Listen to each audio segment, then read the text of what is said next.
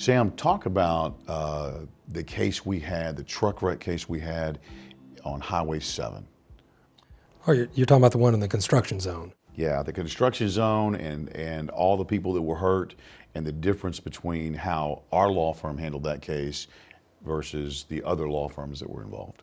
Okay, all right. So this case happened quite a few years back on Highway 7. An 18-wheeler was coming down Highway 7 going east, and the driver was driving along and somehow didn't notice there was an entire line of cars stopped at a construction site with a flagger there holding up a stop sign, and he drove right into the back of the line of cars at 70 miles an hour. He never checked up, never hit the brakes. So as you can imagine, that was just a catastrophic accident to quite a few people that were involved in it. And so, of course, there were quite a few lawyers involved in the case because obviously they didn't all hire the same one.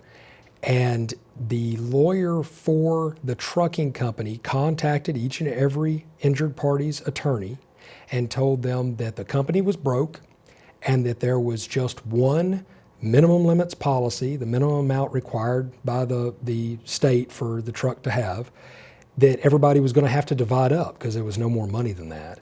And there were a lot of people hurt in that crash. I believe there were about 6 people, and our client's husband was killed in the crash, and we represented his widow. And then there were several people that had been hospitalized for quite a while and had multiple traumatic injuries.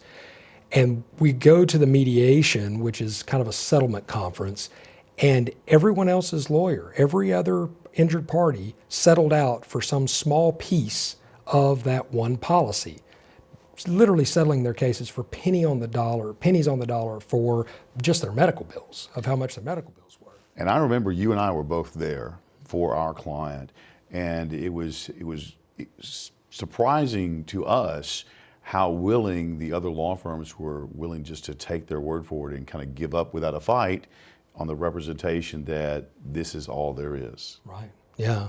And so, of course, our client, she was brave, and she stuck in there with us, and we went ahead and filed the lawsuit, walked out of that mediation as the only parties that did not settle and take a piece of the insurance policy. And we filed our lawsuit and started actually doing an investigation and discovery through the court system. And boy, we found a big surprise, didn't we? Absolutely. There wasn't any more insurance, but the company that was supposedly broke, there was a reason they were broke.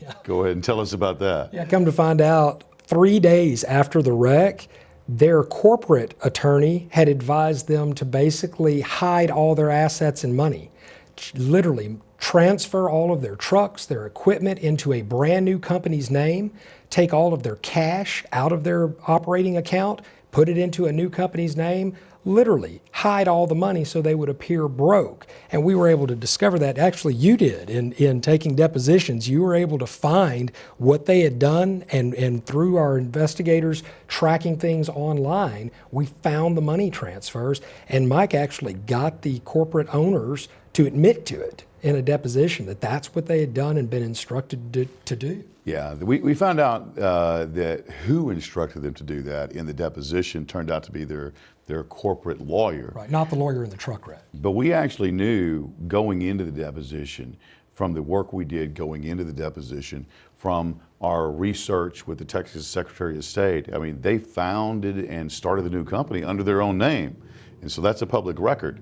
Right. And that was done, we knew going into the depositions, that was done 3 days after this wreck. So we had our suspicions going in. Right. So once we were able to confirm that, obviously that's fraud to transfer money like that to try to avoid a lawsuit or litigation. And we were able to push for a trial. And as we got up close to the trial, and in fact, if I remember correctly, we were up pretty close to a trial setting, about to actually have to go try the case, when they finally folded and decided, okay, look, we're going to end up losing this anyway. And our client was able to recover more money than the entire policy was, but that was because the trucking company had to pay out cash that they had hidden away and tried to basically defraud people out of. Right, but everybody that was in that first group, they had settled their claims, and there was nothing else they could do. So there is a difference in having a law firm that's willing to do the hard work. That's right, and not trying to take the easy money, just something whatever's fast and easy, not wanting to get deeply involved in a case. You have to find someone who's willing to actually fight and take it the whole distance.